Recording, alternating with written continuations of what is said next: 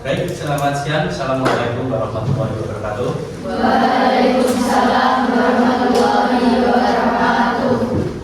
Baik, apa kabar hari ini? Hari ini Sehat semua ya. Untuk hari ini ada yang bisa masuk? Nihil. Masuk semua ya. Oke. Sebelum masuk ke materi, akan saya beri informasi sedikit bahwa di sini saya akan menjelaskan tentang yang namanya wawasan kebinekaan global. Di sini saya akan menjelaskan di topik 3, berdamai dengan diri atau damai mulai dari diri. Siapa yang di sini tidak damai dengan dirinya sendiri? Ada? Merasa cemas, merasa stres, merasa dirinya sendiri itu tidak pede, ada? Ya, capaian pembelajaran di sini diharapkan memahami konsep tentang ragam identitas diri dan mampu memberikan contoh sikap kasih sayang. Sikap kasih sayang itu apa? Pada diri sendiri, mengasihi sayangi diri sendiri. Dan sebuah pertanyaan, pernahkah Anda merasa malu, tidak percaya diri terhadap identitas diri Anda, sehingga Anda menyembunyikan identitas tersebut agar tidak diketahui orang lain? Ceritakan. Siapa yang mau bercerita? Salah satu? Atau mungkin saya mulai dulu dari diri saya sendiri. Identitas saya adalah seorang petani. Saya juga guru. Dan itu saya tidak merasa malu karena potensi saya ada di identitas itu. Jadi identitas ini yang saya kembangkan biar semua teman-teman saya, semua orang tahu bahwa saya itu adalah seorang penari, juga seorang guru. Sekarang ada aktivitas. Ayo kita mulai dengan bermain identitasku. Ya, mulai sekarang coba kalian pikir identitas kalian sendiri. Saya akan menyebutkan satu identitas. Anda boleh mengangkat tangan ya. Mengangkat tangan jika Anda termasuk pada identitas yang saya sebutkan di layar tadi. Jika ini jujur ya, jika kalian memang seumpama nanti apakah kalian suka? Jika suka angkat tangan kanan, jika tidak suka tidak angkat tangan. Paham? Oke. Yuk. Sekarang kita jujur, semua fokus ke layar. Semua fokus ke layar. Kita mulai dari yang nomor 1. Siapa di sini yang suka makan jengkol? Angkat tangan. Ada 1, oke baik. Ya, ini identitas, nggak apa-apa. Oke, yang kedua, siapa yang di sini sulit memaafkan bahkan sering ada perasaan dendam? Ada? Tidak ada? Oke, berarti di sini adalah orang-orang yang sabar. Alhamdulillah, orang sabar itu berarti mendapat perlindungan Tuhan dan bersama orang-orang yang sabar. Jangan dendam ya. Jangan ya. Yuk selanjutnya ketiga. Apakah bangga jadi warga plus 62? Bangga tidak? Bangga tidak? Ayo jujur semua. Harus bangga. Oke terus. Itu. Dari permainan tadi, coba diskusikan dan renungkan beberapa pertanyaan berikut. Ada 3 pertanyaan. Yang pertama, ada berapa kategori yang sesuai dengan identitas Anda? Ada berapa tadi? 1. Kamu 2 ya? Oke, yang lainnya? 1. Adakah satu identitas yang menggambarkan diri Anda, tetapi Anda ragu untuk mengakuinya? Ayo. Yang suka makan jengkol hanya 1. Kemungkinan di sini ada lagi yang suka, tapi menyembunyikan. Ya atau tidak? Ya. Oh ya. Ada yang menjawab ya. Kenapa tadi nggak angkat tangan? Sudah. Oh sudah. Oke. Berarti ada 2 ya. Oke. Yang ketiga, dari semua identitas tadi, mana yang menurut Anda paling penting dan berharga? 1 sampai 5, 1 sampai 3 tadi, ada 3 pertanyaan. Yang paling penting mana? 3. Yang apa tadi 3? Apakah bangga jadi warga plus 6? Nih, ada konsep. Di sini ada konsep. Setiap orang punya banyak identitas. Itu ada 4 penjuru arah. Identitas yang dapat diubah, identitas yang sangat penting, identitas yang tidak dapat diubah, identitas yang kurang penting. Seperti tadi, seumpama saya suka makan Indomie, itu kemungkinan bisa menjadi identitas yang dapat diubah. Karena kalau makan Indomie terus makan yang lain, itu malah jadi suka yang lain. Seperti tadi, makan jengkol terus nanti makan lobster, nah itu malah suka lobster nggak suka, itu bisa diubah. Seperti itu. Ini ada sedikit video, bisa kalian simak. Oke, ini ada sedikit contoh video, bisa kalian simak. Ini kamu, bukan dia. Kamu yang beda dengan dia atau mereka. Kamu yang punya nama, tanggal lahir, dan orang tua yang beda dengan orang lain. Sebuah identitas. Kamu baru datang ke kampus, bertemu orang-orang dengan identitas berbeda. Kadang kamu penasaran, membandingkan satu sama lain, lalu mengelompokkan tiap orang. Bagaimana kamu akan melakukannya? Kamu lihat geng kecil yang suka barengan kemana-mana. Rupanya mereka teman sejak SMA. Kamu pun jadi mengelompokkan teman-teman baru ini berdasarkan asal sekolah.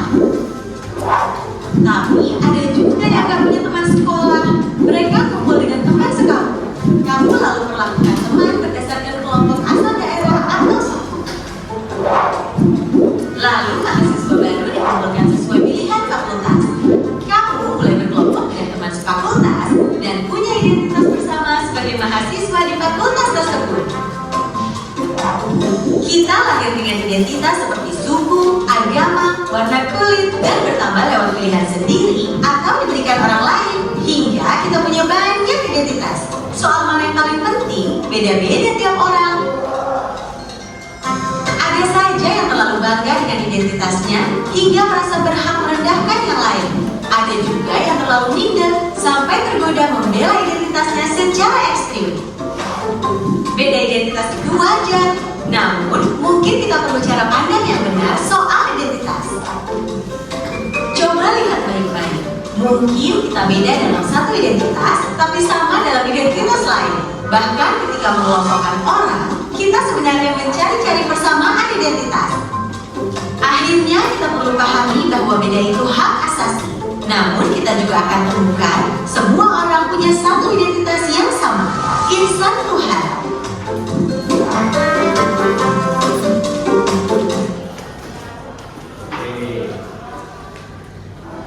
Itu tadi intinya tentang identitas. Ya.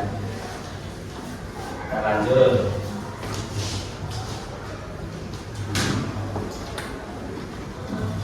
Jadi identitas itu setiap orang berbeda-beda, tapi dalam pengelompokannya pasti ada yang sama, ada yang berkerudung, ada yang tidak, tapi sama-sama perempuan. Ada yang memakai, ada yang rambutnya pendek, ada yang rambutnya gondrong, tapi sama-sama berkumis. Itu berbeda, tapi tetap sama, laki. Oke, untuk selanjutnya ada sebuah konsep tentang welas asih pada diri sendiri. Ini kasih sayang. Ada ini, diri kita itu ada empat sifat kasih sayang, yaitu narsisme, fanatisme, self-pity, dan painting. narsisme itu mengagumi diri secara berlebihan. Di sini ada yang orang itu narsis banget. Ada, tidak apa-apa. Terus ada yang fanatisme, kebanggaannya berlebihan pada sebuah kelompok. Jadi fanatik. Kalian pernah mendengar fanatik? Nah, fanatik, ada yang fanatik ke K-pop, ada fanatik ke Niken Salindri, ada fanatik kemana? Itu namanya fanatisme. Yang ketiga ada self mengasihani diri secara berlebihan. Kenapa ini yang mengarah ke panah yang bawah? Karena banyak kemungkinan itu berdampak negatif. Yang narsis dan fanatis itu berdampak ke positif. Yang negatif ada self pity, mengasihani diri secara berlebihan. Yang kedua adalah playing victim. Ada yang tahu playing victim? Mesti ini kalau bertengkar tentang cinta, tentang perasaan itu mesti kamu yang playing victim, kamu yang gini mesti gitu. Playing victim adalah menempatkan diri sebagai korban. Bahkan seorang pelaku pun bisa menempatkan diri sebagai korban. Itu menjengkelkan bukan? Menjengkelkan kalau nah itu jengkel sekali. Mau pelaku kok mengaku jadi korban. Ya, maka dari itu dua sifat ini ditempatkannya di panah yang ke bawah karena berdampak negatif. Nah, lalu di sini ada beberapa poin yang welas asih, yaitu kebaikan diri, mengekspresikan cinta dan penerimaan terhadap diri sendiri. Di sini ada yang tidak mencintai diri sendiri. Semuanya mencintai. Pernahkah kalian memeluk diri sendiri? Oh, bisa. Ya, gitu.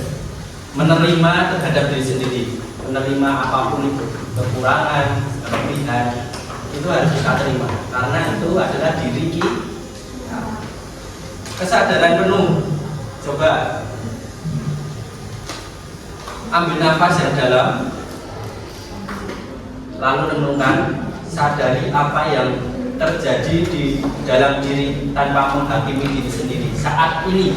Coba saya hitung 3 kali, tarik nafas sambil renungkan sekarang perasaanmu bagaimana, yang kamu pikirkan apa, tapi jangan menghakimi diri sendiri. Coba berdamai. Yuk, 1, 2, 3, sambil menjamkan mata, tarik nafas. Pikirkan, rasakan apa yang sedang kalian rasakan dan pikirkan siang ini. Yuk, hembuskan perlahan. Sudahkah kalian menemukan suatu masalah atau suatu sebuah kejanggalan dalam pikiran kalian, atau malah perasaan senang? Coba salah satu, kamu apa yang ada dalam pikiran saat ini?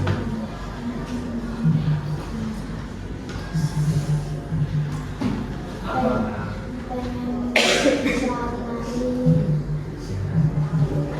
Tidak apa-apa,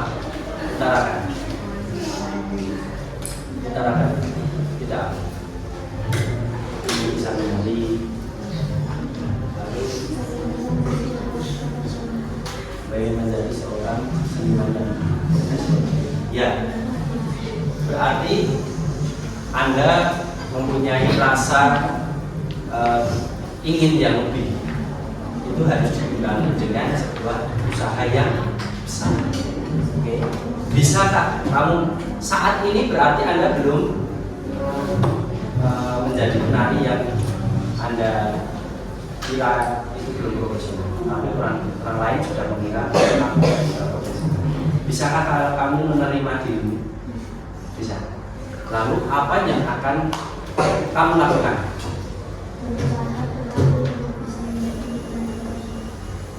Beri tepuk tangan. Dia pengen menjadi seorang penari yang profesional, penari yang hebat, dengan usaha dia, janji dia kepada dirinya sendiri. Saya harap kalian semua juga begitu. Apa yang ada dalam pikiranmu menjadi dasar dalam dirimu, dan itu menjadi sebuah identitas kalian. Oke. Yang ketiga adalah keterhubungan. Memperluas kesadaran kita kepada semua makhluk dan mengakui bahwa setiap orang mengalami pengalaman yang sulit. Sekarang kalian sudah masuk di SMK Negeri 8 Surakarta. Persaingannya sulit atau tidak? Sulit. Kalian merasa deg-degan apa enggak kemarin? Besok aku ki ketompo orang. Besok saya lolos masuk sini apa tidak? Merasakan itu ya? Apakah kalian optimis pada waktu itu atau malah pesimis? Ada yang optimis, ada yang pesimis. Itu ada sebuah keterhubungan. Tetapi kita harus selalu sadar dan mengakui bahwa keterhubungan antara perasaan yang sebelumnya sama yang saat ini itu ada kaitan yang namanya nanti hasilnya adalah hikmah, gitu ya. Yang terakhir ini manfaat mencintai diri sendiri. Apa saja itu manfaatnya? Oh, tidak kelihatan.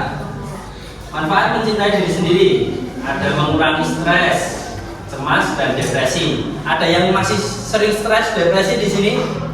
Coba banget, awalnya kesel, psikologian dan sebagainya. Ada yang cemas, ada yang sering merasa cemas, Nah itu kamu berarti belum mencintai dirimu sebelumnya. Yang kedua, meningkatkan kebahagiaan. Yang ketiga, membantu ketahanan dalam manajemen konflik. Manajemen konflik itu apa? Jika ada suatu permasalahan yang kita hadapi, kita bisa mengatur bagaimana cara mencari solusi dengan pikiran yang tenang.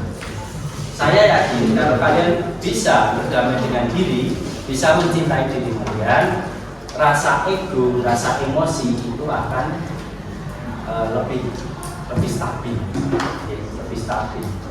Kalau orang Jawa itu mengatakan bisa mengendalikan itu, rasa emosi, rasa ego itu menjadi orang yang menang. Jadi orang yang sedikit-sedikit tidak emosi, terus nanti sabar, itu lebih mencintai dirinya dengan hangat. Oke, selanjutnya ada sedikit video lagi, menjadi versi terbaik dalam diri.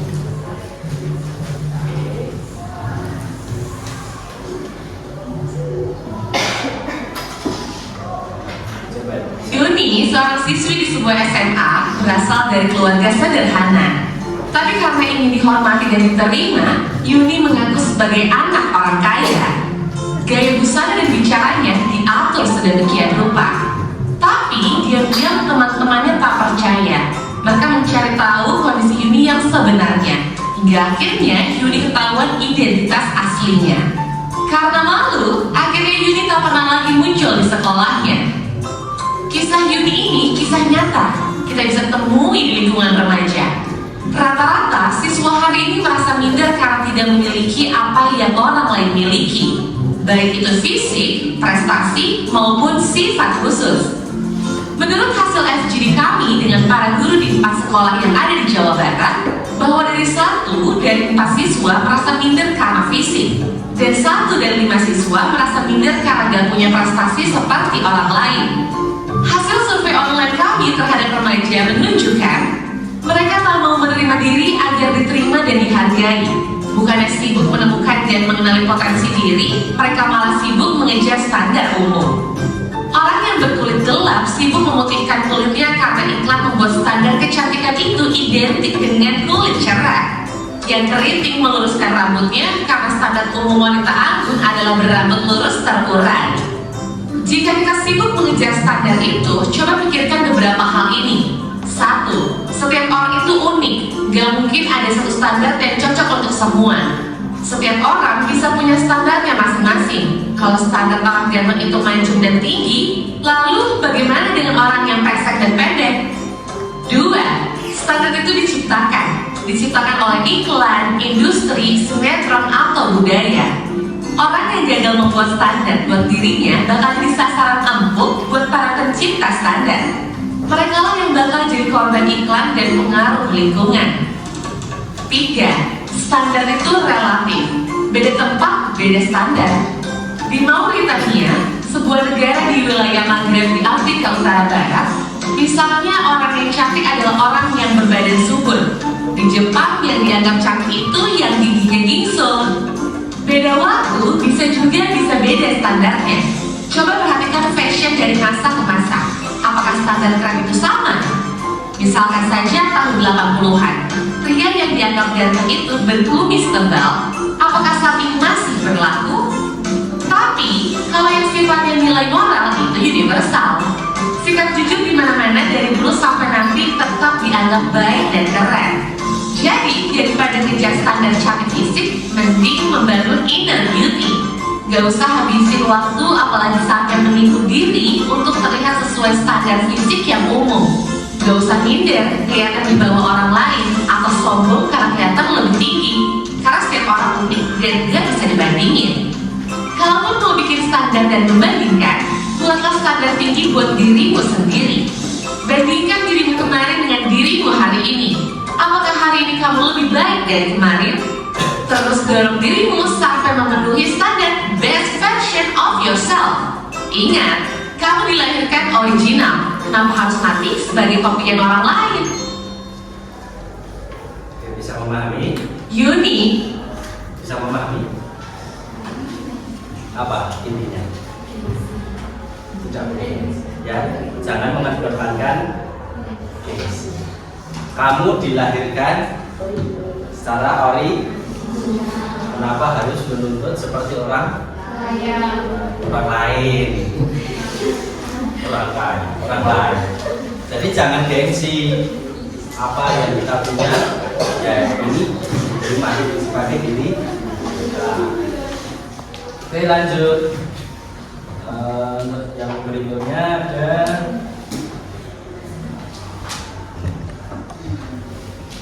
ini, the golden rules.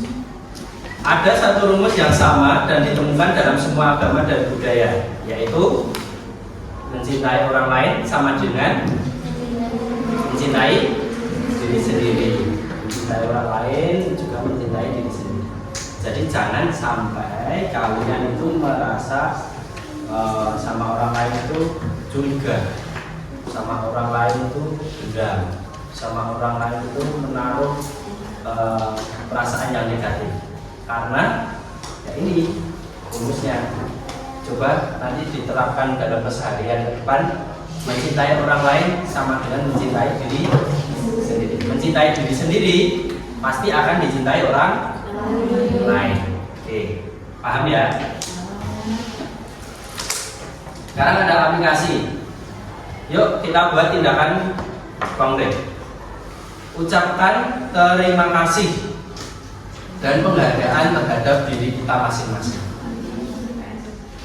Yang kedua ada, ini bisa dilakukan sendiri. Yang kedua, telepon dan ucapkan terima kasih dan penghargaan buat orang terdekat, orang yang kita sayangi, yaitu bisa orang tua, anak, teman kerja, sahabat baik, atau siapapun itu yang berjasa untuk kesuksesan. Yang paling berjasa untuk kesuksesan Anda duduk di sini adalah orang tua dulu. Ya.